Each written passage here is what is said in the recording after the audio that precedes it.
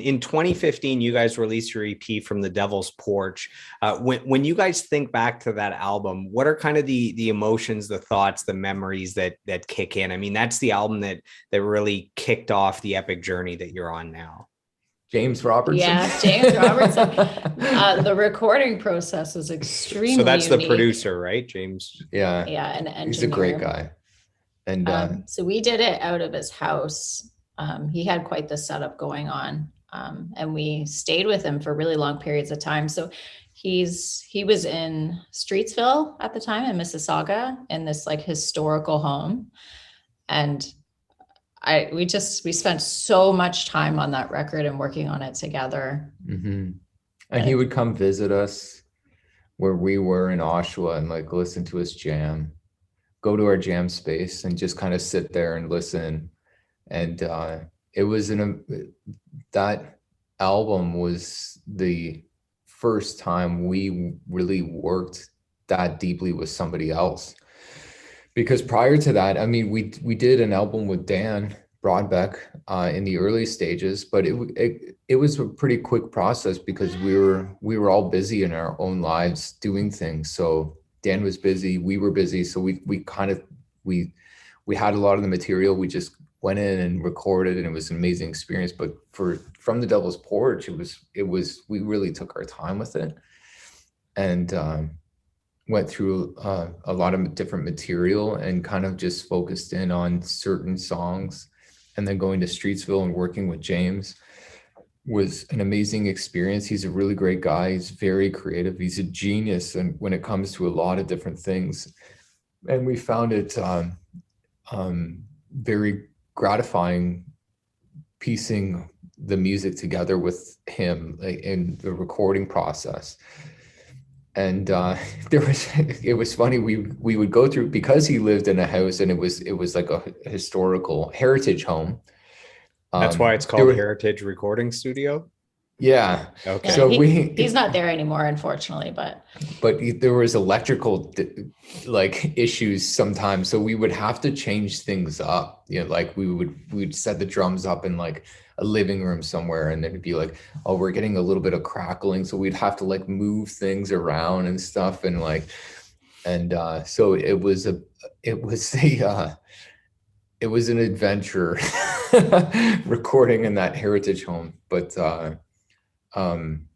it was an amazing process. And I think that when it was all done, we all just kind of sat back and be like, we have something incredibly special here. And just like looking back at that album now, it's, you know, that kind of launched everything. This song Orleans, like it was such a fun jam that brings to light a lot of our John Spencer blues explosion, that sort of thing, where it's just like, I think there's like 6 lyrics in that song, but it doesn't matter because it feels good. And that's important, you know, and we would talk about that, you know, like, do we have to say more? Do we need to add more lyrics? Do we need to do this? It's like, just listen to it.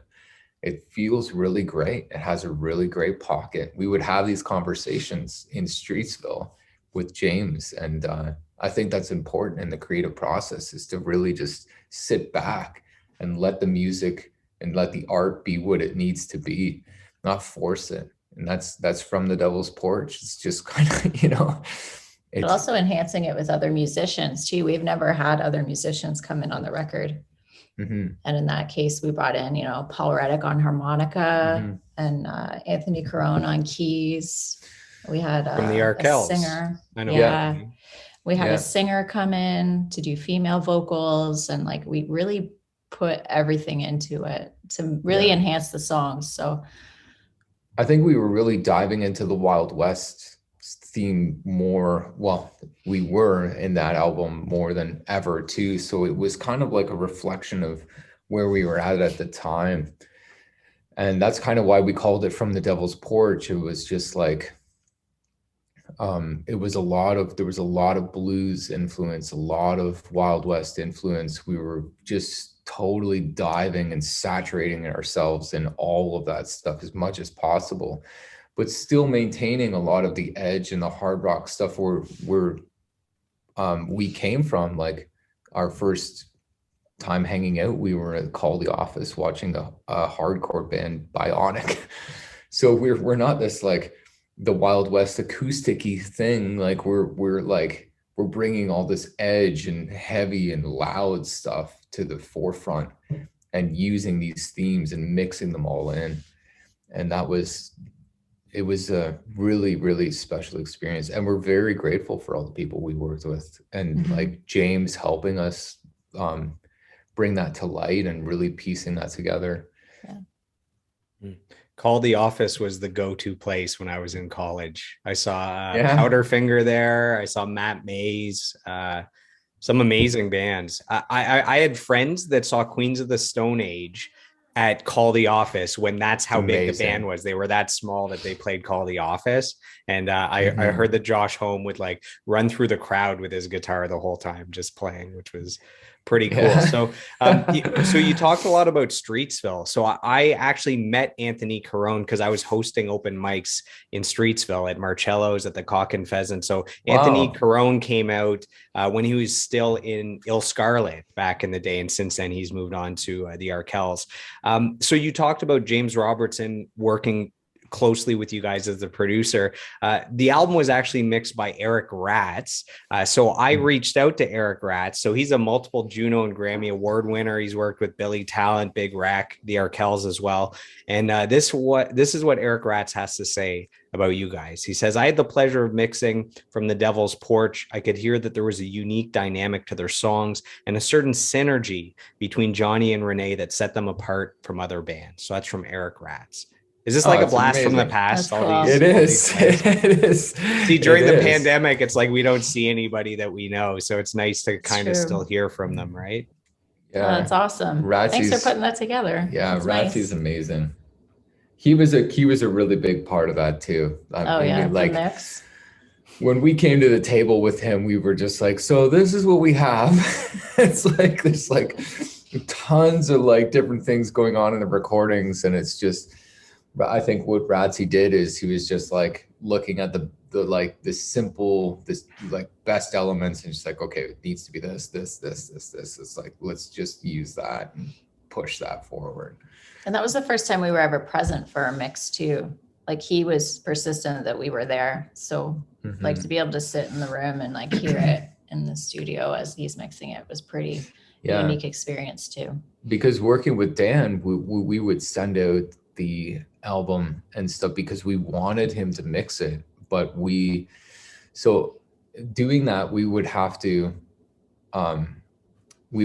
just get the mixes as they were coming in, but being close enough to Ratsy, being able to be there and him really wanting us to be in the room and stuff was awesome. He's so good at mixing heavy music.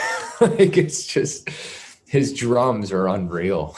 like when he just like dives into the dynamic, he's like Ratsy was a speaker guy, right? Like he used to sell speakers before getting into mixing and engineering and all that stuff when he was really young. So he recognizes, he knows how to push the speakers. So when you listen to his mixes, like don't listen to him on headphones like this. Like you got to put him on like a good speaker system and just watch them move. That's how he mixes. It's amazing. He's incredible. I love that you call him Ratsy. That's how I know you guys, you know, that you actually know each other. You have the pet name. Are you guys good if we dive into the songs from the Devil's Porch? So kind of touch on the different songs on that album. So, what's funny is you mentioned that you brought in some other musicians that played. I was going to ask about the harmonica, who's playing the harmonica. You just mentioned that. There were parts where I wasn't sure if it was using guitar with effects or if it was keys, because I didn't know if there was actually keys on the album. So you did mention that there's keys as well. So on the first song, The Road, I guess there's keys in the chorus. There's some high notes that I wasn't sure if they were keys or like really fast guitar picking. Do you remember if there's keys on that song? I believe it's Hammond organ. I think that's what he was playing. We made it sound like a guitar. Okay. That's why I was fooled. I was like, I can't figure this one out. Yeah. I mean, like sometimes just having that separation gives it just a little more depth.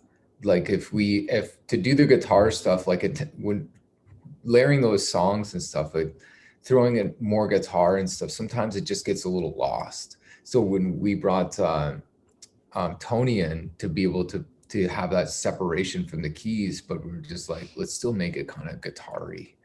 So having it kind of sound like a guitar. So we did what we made it to what we tried to achieve, which is that we fooled you.